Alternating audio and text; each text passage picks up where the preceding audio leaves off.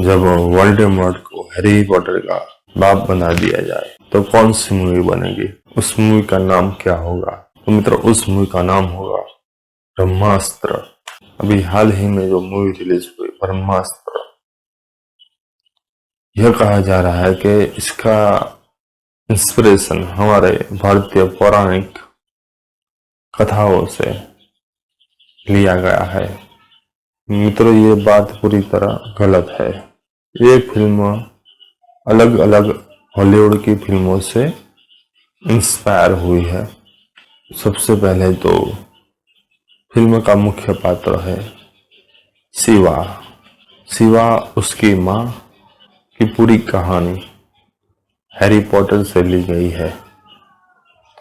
ये गलत नहीं है, इसमें प्रेरित होना गलत नहीं है। हैरी पॉटर स्वयं हमारे श्री कृष्ण भगवान के जीवन ऊपर से प्रेरित हुआ एक पात्र है। एक ऐसा बच्चा जो आएगा और सबका तारणहार बनेगा। ये मूल स्वरूप से तो हमारे श्री कृष्ण भगवान की ही कहानी है, तो प्रेरित होना इतना भी गलत नहीं है। यहां मैं फिल्म की बुराई नहीं करूंगा। अगर आप अपना सोच दिमाग बंद रख के ये फिल्म देखे तो बहुत अच्छी है। ये फिल्म आपका मनोरंजन करती ही है, आपको मजा भी आएगा। लेकिन यह सोचेंगे कि इससे हमारे पुराणों का कुछ लेना देना है, तो कुछ भी नहीं है। इस फिल्म में जो ब्रह्मास्त्र दिखाया गया है उसका हमारे पुराणों से कोई लेना देना नहीं है। पुराणों के अनुसार ब्रह्मास्त्र कोई वस्तु नहीं है, कोई पड़ी हुई वस्तु नहीं है जो कोई भी आकर उठा लेगा, ठीक है। और न ही उसके 3 टुकड़े किए जा सकते हैं। ब्रह्मास्त्र और जितने भी दिव्यास्त्र है वो छू लिया और शक्ति आ गई, ऐसा नहीं होता। वो ऐसे अस्त्र है जो गुरु के द्वारा प्रदान किए जाते हैं, वह भी योग्य शिष्य को।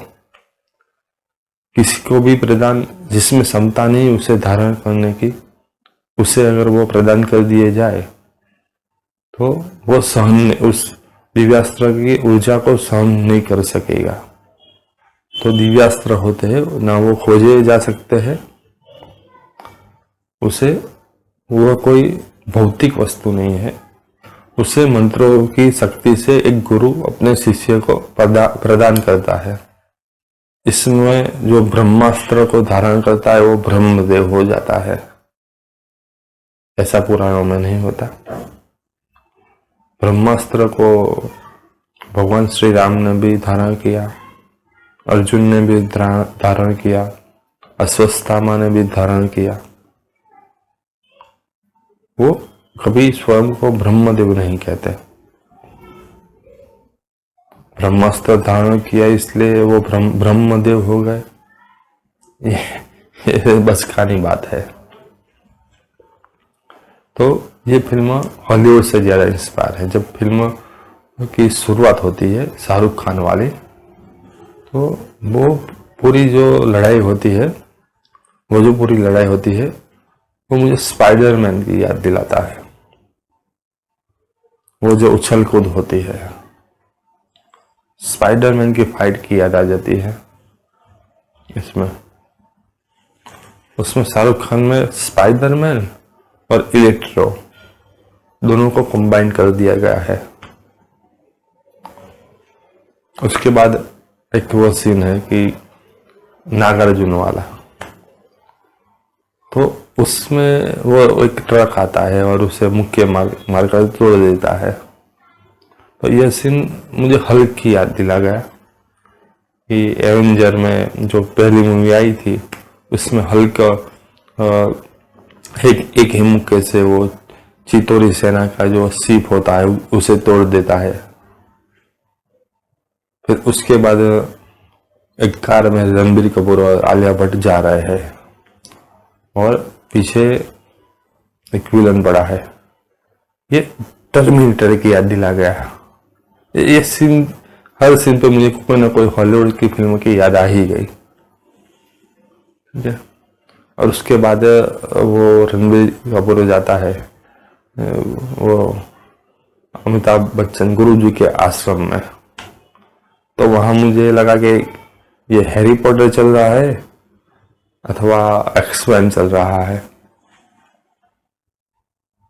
वो जो स्कूल होता है ना, जहाँ सिखाया जाता है उनको, वो क्रिश्चियन बच्चों को उनकी शक्तियों को निखारा जाता है। हैरी पॉटर एक्समैन में यही था। तो कितनी हॉलीवुड की कॉपी ही मुझे लगी ये। पुराणों से इसका कोई वास्ता ही नहीं है।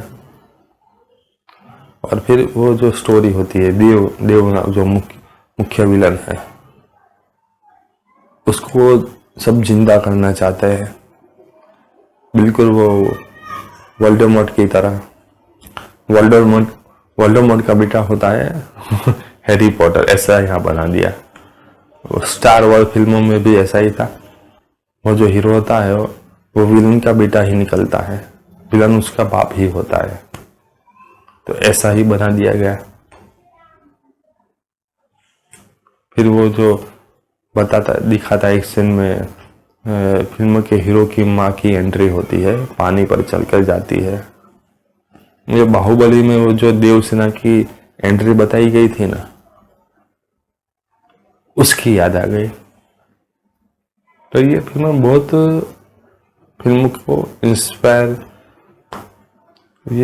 बहुत सारी फिल्मों से प्रेरित होकर बनाई गई है, लेकिन अच्छी है, आपको बोर नहीं करती। लेकिन पुराणों से कोई लेना देना नहीं। जिन्होंने बनाया उसको हमारे पौराणिक अस्त्रों का और पात्रों का कुछ भी ज्ञान नहीं है, मैं ऐसा कहूंगा। सबसे पहले वानर अस्त्र, तो शाहरुख वानर अस्त्र धारण करते हैं और सिंबॉलिक रूप में हनुमान जी को दिखाया गया है। तो फिर जो मौनी रॉय का पात्र आता है वो शाहरुख को बांधा देता है। अब किसी को भी जो हमारे पुराणों की नॉलेज रखता होगा उसे यह ज्ञात होगा कि हनुमान जी को कोई बांध नहीं सकता। इवन ब्रह्मास्त्र भी उनके आगे कुछ भी नहीं है। हनुमान जी को यह वरदान है। तो आपको वो प्रतीकात्मक दिखाना था, तो दिखाना चाहिए ना कि शाहरुख को कोई बांध नहीं सकता, ऐसा दिखाना चाहिए। हनुमान जी इंद्रजीत के पास में बंधे थे, वो अपनी स्वयं की इच्छा से बंधे थे। उनको रावण को मिलना था इसलिए बंधे थे, बाकी कोई उन्हें बांध नहीं सकता। यह उन्हें वरदान है, स्वयं ब्रह्मा जी ने दिया था। ठीक है। फिर बात करते हैं नंदी अस्त्र। नंदी अस्त्र जो धारण करता है उसमें 1000 नंदी की शक्ति आ जाती है। तो मित्र, नंदी कोई भी बेल नंदी नहीं है। नंदी केवल एक ही है जो शिव जी के वाहन है। नंदी कुछ सामान्य नहीं है, वो स्वयं शिव ही है। शीलाद ऋषि को शिव जी ने वरदान दिया था कि मैं तुम्हारा पुत्र बनूंगा, तब शिव ही नंदी स्वरूप में उनके पुत्र हुए और बड़े होकर वो नंदी जी शिव जी की सेवा में चले गए। वो वृषभ नहीं थे, वो देव थे, मनुष्य जैसे ही थे। लेकिन जब भी वो अपनी इच्छा के अनुसार कभी वानर बन जाया करते थे, कभी वृषभ बन जाया करते थे। कहा जाता है कि नंदी 11वें रुद्र है। जिस तरह हनुमान जी 11वें रुद्र है, नंदी भी 11वें रुद्र है। उनकी और हनुमान जी की शक्तियां लगभग एक समान है। तो केवल एक ही नंदी वो ट्रक को मारता ना मुक्का, तो वो ट्रक ब्रह्मांड से ही बाहर निकल जाता। ठीक है, वो उतने शक्तिशाली है।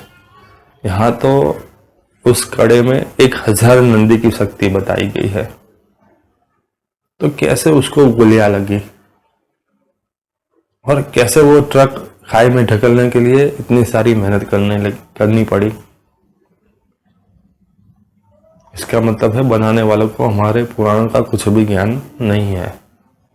ब्रह्मास्त्र का तो मैंने आपको बता दिया कि वो कोई वस्तु नहीं है जिसके 3 टुकड़े किए जाए।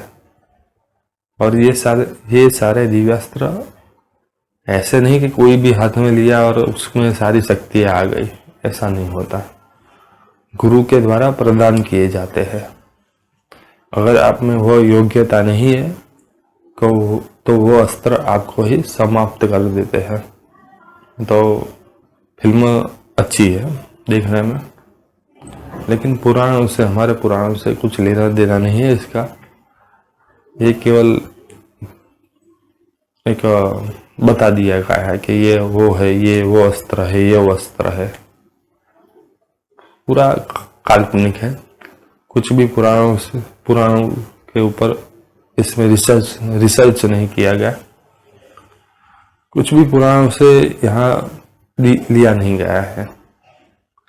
एक केवल नाम उन्होंने सुने थे कि टीवी सीरियल में कभी नाम सुने होंगे तो वो उठा लिया उन्होंने, ऐसा ही है और कुछ भी नहीं है।